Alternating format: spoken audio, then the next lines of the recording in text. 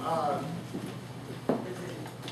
MPC for the other person who's running? I will announce that as I go through Okay. the candidate.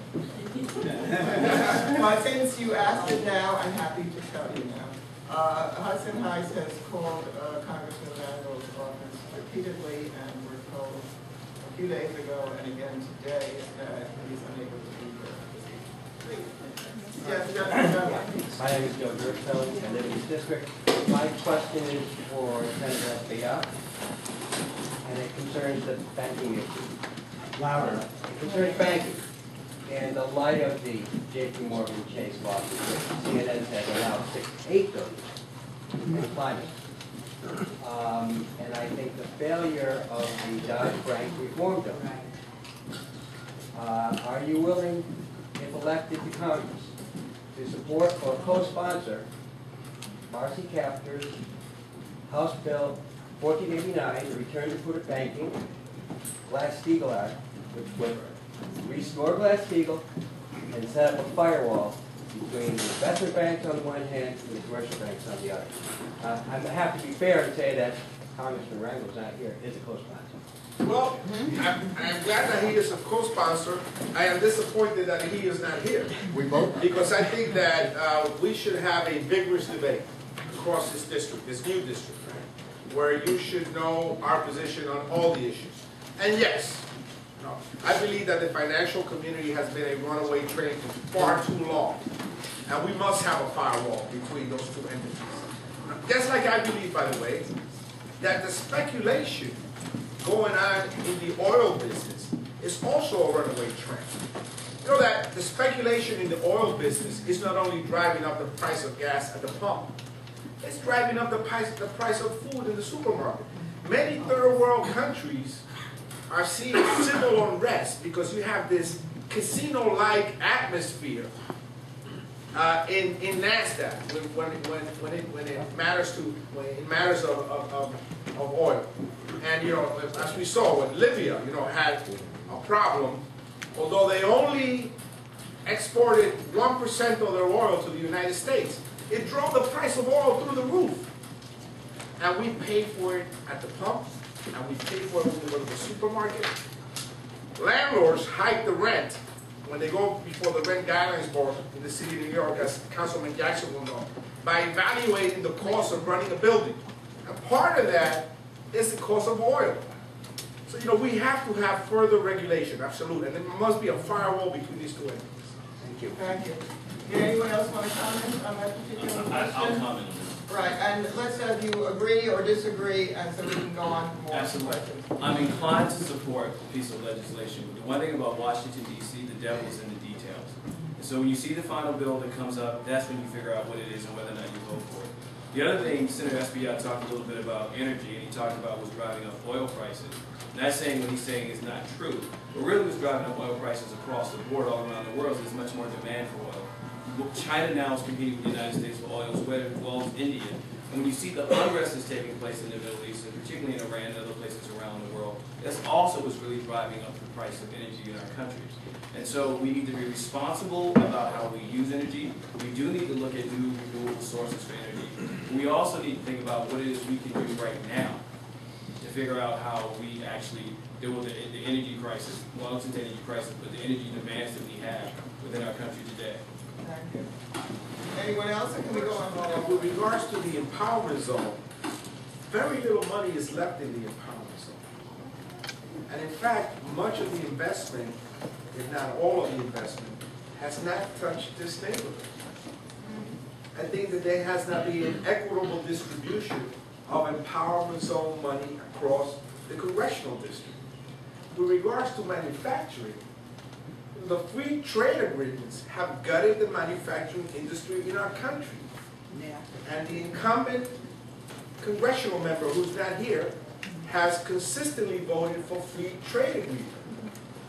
So that, the manufacturing jobs are very difficult to bring to our nation because we are at a clear disadvantage with China and other countries that don't have the minimum wage and the labor and the standard of services and benefits for workers that we do as a nation.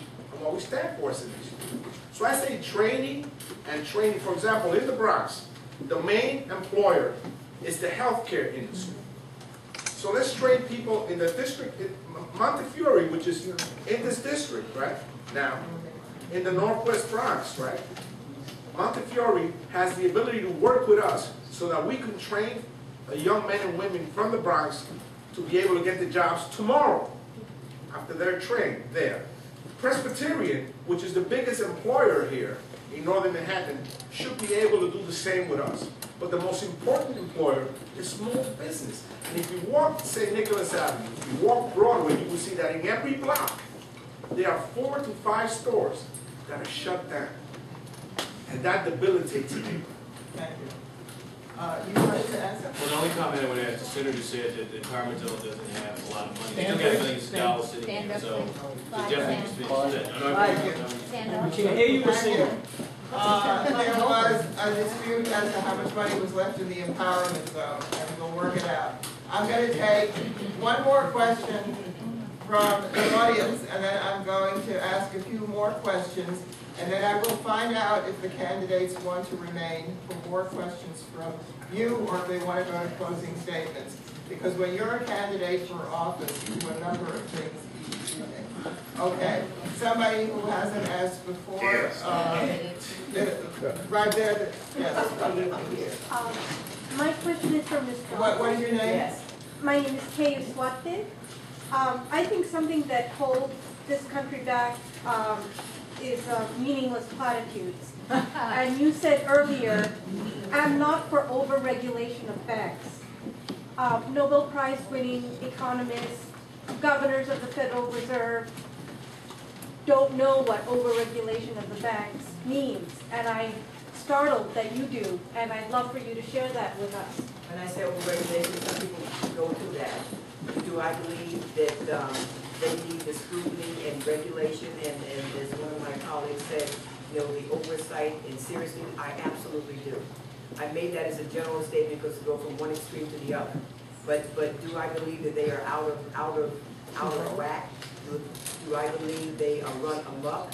Do I believe that we have not, as some mentioned, used the regulatory authority that we have in terms of enforcement?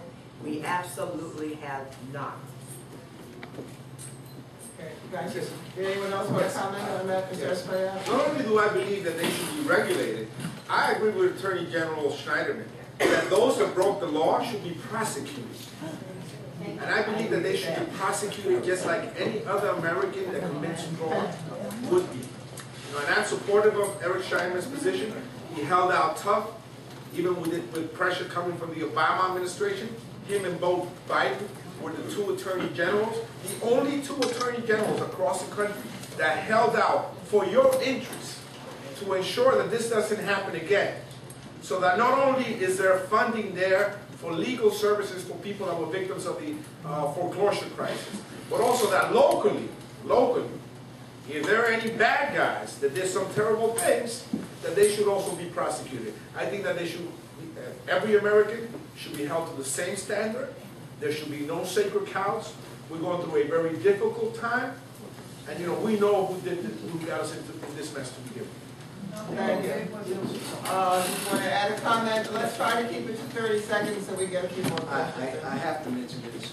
Regarding regulations, our senator most definitely is against regulation, in particular rent regulations in this state. Talking about regulations is right in this state where he voted against, or voted to end rent regulations in this area. To open our current senator, SBI, voted to end rent stabilization. That's correct. So we're talking about regulations. That is what he's against. He's for ending rent stabilization. Wait, you will.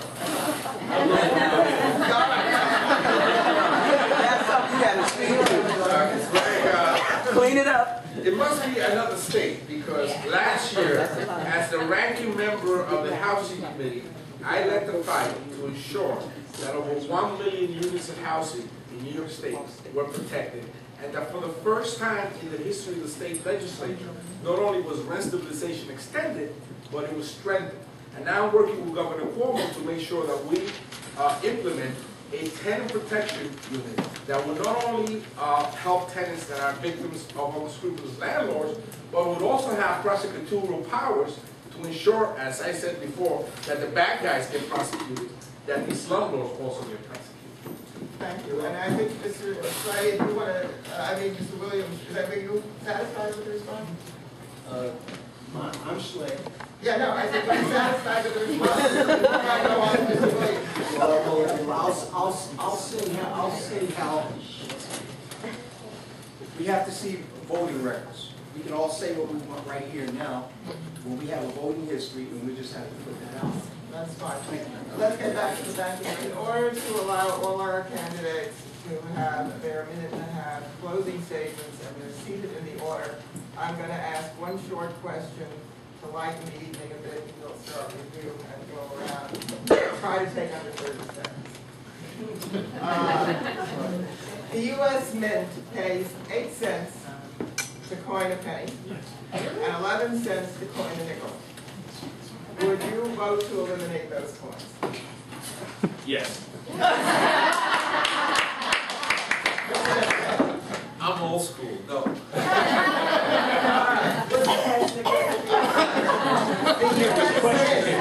U.S. pays 8 cents to mint a penny and 11 cents to mint a nickel. Would you vote to eliminate those coins? No, because I had penny loafers. Okay. Vintage. Yes? Okay. Great. Mr. Slay? Why don't we just make it two-headed coin then, right? Okay. We're being lighthearted.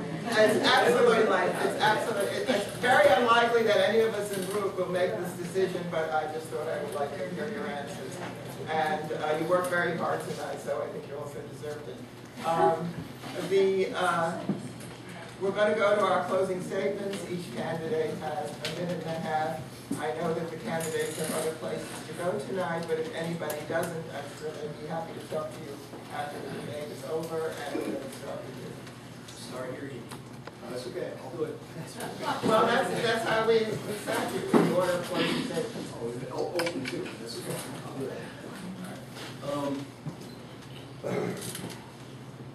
This district has not seen new representation just after Mayor Walker removed. We've been doing this for quite some time. We're amalgamated differently, we have new needs, and we're a new district. It's even redrawn. And I am a candidate coming out of this district that has a broad support base, has no ties or influence by former authorities, that has been fighting for this district square as a true public servant should. I have fought in defense of our small businesses. I have a human rights organization that I founded. We sued the city to stop it from displacing 71 small businesses in and around the main corridor of this area, which is 125th Street. I defended our residents in the appeals process, and I defended business owners that provide the jobs in this community. My history states that I am a public servant, and I'm someone that will fight for you and defend your interests. In going to Congress, you need a fresh start. You need someone that doesn't have any ties or baggage, that you were able to operate and say, hey, you know what, I'm open, I want to talk, I can negotiate, and I'll support you, and we will move forward together as a community. At the end of the day, I want to let you know that I've been here for you. I've been living in this district for 22 years, and I see an opportunity for us to move forward together, and together we will change this district. My name is Craig Schley. I ask for you to vote for me on June 26th on the Democratic line. Thank you very much.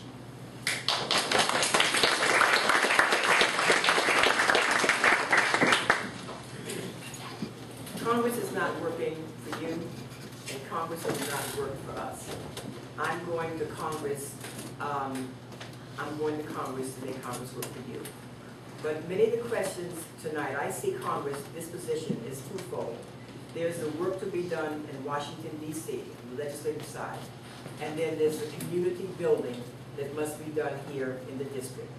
And I have to tell you, the more that I have seen, I don't know, because I have no idea what's going to happen in Washington, D.C., but I know that more people here want jobs and opportunity. They want to be brought to the table. There's small businesses that need to be nurtured and supported. There are folks who are willing to roll up their sleeves and get busy, but this is a community that has been left behind. More of us have been left out than in. 82, an example of that, or indicative of that, is 82% of us decided to stay home in the last election. When I am going to vote to put teeth in legislation, I said 25 years ago, first to fight for equal rights for our women, to fight back against the assault on our communities, on some of the things in workers' rights, healthcare rights, and all, and voters' rights that we have simply lost. But one thing also that I'm going to do, unlike the others, I'm honestly going to work across the aisle, because there's got to be that our legislators who are willing to look in opposition to the person across the aisle and convince them of a better way. That has been my history from when I was a production supervisor, and I hate to say it, a redneck plant in Dundalk, Maryland, when I was only female, and certainly no one believed I should be there, could be there, but I knew one thing. I had to get cases out the door and some level of efficiency. That has been my work ethic forever. I work with everyone, build coalitions with the force of will to get the job done. That's what distinguishes me, I think, from good servants that are before you. I'm an old-time production person. I simply roll up my sleeves. I was state field director for Obama. I'm the word organizer. Organizer means someone who is a producer. I was endorsed by the New York Times in 2010. I came in third of a field of 6. I have been ready and prepared for a long time.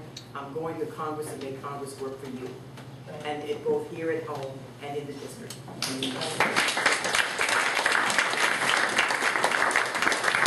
Thank you for the opportunity you gave us to speak to you tonight. I want to thank the coalition for inviting me, but most importantly you, my neighbors. And I'm very happy, I'm very proud to be part of this community. I came 47 years ago as an immigrant kid in the public. And this neighborhood has seen many challenges throughout those years. You know, we remember the big drug wars here. Over 100 people were being killed in this neighborhood. You take the stretch of the old 34 precinct from 155th Street to 218th Street, and you drop it anywhere in Afghanistan or Iraq, more people were being killed here than in the war zone. We built over 15 new schools, working together with many of you, including your current Democratic District Leader, Mark Levine, who's here with us tonight and supporting my candidates. So I want to continue to work with you. I want to turn the page. I think it's time for change. It's time for change. Congress is not working for you. It's dysfunctional. You know, there's a lot of challenges for this neighborhood, this new district. Working together, we can make that happen. This is a neighborhood with a rich tradition of leadership. This is where the campaign fiscal equity lawsuit began. This is a neighborhood that has a real soul. They have a real vision towards the future. I think you will be the leaders in making that change. I ask for your support. I know that we can do it, and I will be responsive to you, to all the members of this community, from the Bronx to Harlem, to East Harlem, from Hamilton Heights to Washington Heights to Inwood, to all the neighborhoods of this very rich district that I want to call, that I make and call home.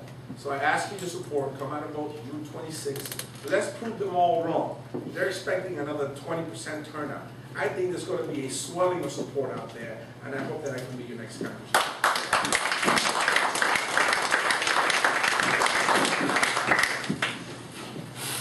Let me start off by saying thank you to the moderator, and let me commend the other panelists for being here tonight.